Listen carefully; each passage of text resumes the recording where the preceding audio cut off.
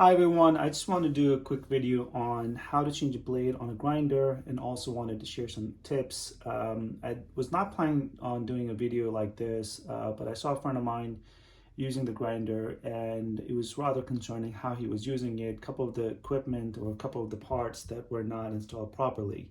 So I thought I'll just do a quick video. Goes without saying, please do consult the DeWalt safety manual. Go through every word because this powerful tool can be extremely dangerous. So don't take anything lightly with respect to, for example, how to use it, how to install the blade, and for example, other conditions such as when you're working on with metals, make sure that nothing around you is flammable. Using proper safety equipment, for example, gloves and eyewear and things of that nature. So please do consult the safety manual. Trust me, this tool is extremely useful, extremely powerful, but can be extremely dangerous to you and the people around you. So, but I'm just going to only cover how to change the blade and give you some tips. First and foremost, when you are working on changing the blade or any time when you're not using this tool, I highly recommend that you disengage the battery. That is the biggest safety tip I can give you. Don't rely on the tool, the lock mechanism right here, which basically doesn't allow you to use this blade, right? The trigger right here, do not rely on that.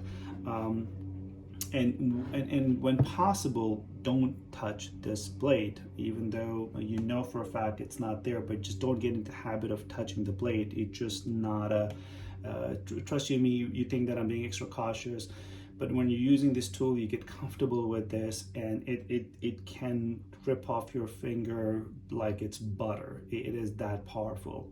So when you're changing the blade, first and foremost, you want to make sure that you do not have the battery plugged in. A quick introduction, there are a couple of things you need to know. First and foremost is the handle. I'm going to go and remove the handle very quickly. A lot of people don't realize that, but this handle, if you're a right-handed person, you can put this handle right here that will gives you control on the left-hand side. If you're a lefty person, you have the ability to put this actually to the right-hand side, so you can control it with your right hand. So please do make use of this tool. I've seen people using it without the handle to get into tight places. Fine, it's their call, but do use it if possible. Okay, the battery's out. You will need to know this trigger right here. What it does, it will lock the blade for you. And the other part you need to know is that there's this mechanism right here that allows you to change the direction of the safety plate. I will talk about that in a few seconds. So first and foremost, in order for you to change the blade, of course the battery is out. The first thing you want to do, either you can use this tool right here. Basically it goes into these holes, actually this one right here, and you can move the blade like this, or you can use this right here. There are 4 holes. 2 of them are just normal holes, but the other 2 are designed for the Allen key to go in. So it doesn't matter which one you use. First and foremost, what you want to do is try to press this button right here, this mechanism. It will basically lock the blade. So if I were to move this right here, I'm going to follow my own advice not to touch the blade. See if it's going to keep moving, you won't be able to loosen this top, whatever you want to call it, flange, F-L-A-N-G-E, whatever the pronunciation is. So try to keep pressing it, keep moving it, and eventually this thing that will go all the way in. So that means the blade is locked. So you just hold it like this. Remember, keep pushing this section, this part right here, and then go ahead and simply loosen it. Take this out, you can let go of the blade right there. So there are 3 components. The first one is the top part right here.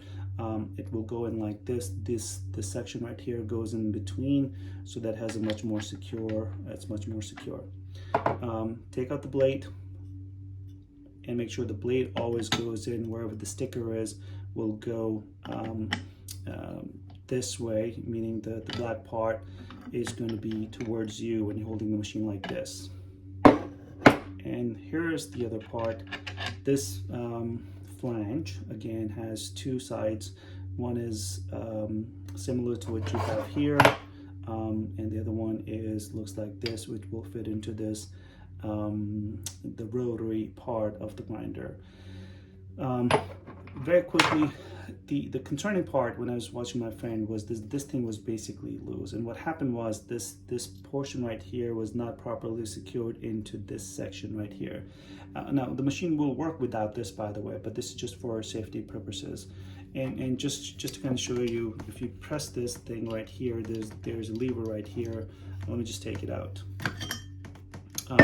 There's this part right here which kind of lands into one of these holes, and that's how it keeps it secure. So you want to make sure that there are two teeth, if you will. Just go and line it up like this. Press this button right like this so that it can go all the way in, and then push it in like this, and let it make a click noise. So here you go. By the way, you push it this way, it's going to come through, but it's not going to go the other way. So I'm going to just make it like this. That's the way I like it. First, you're going to go back with this part right here. Again, this portion is going to be facing up, and when you put this thing in, make sure you wiggle it, and it will land properly. Once it does, it will go in maybe 1/4 of an inch, and you can see you can move this whole part right here. So again, see, it would have even more room. Once you have done that, put the blade as such and let the blade sit properly. So when you move it, it's not going to go in, and it will be rather secured. And then this part right here will go in like this. Secure it. You will press this button right here again.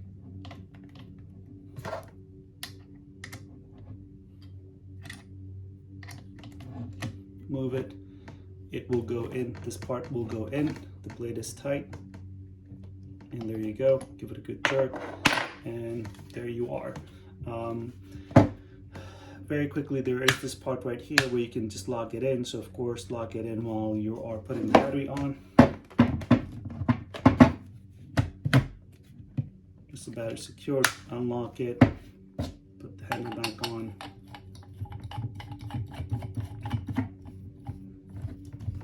Nice and tight. Again, this is unlock, and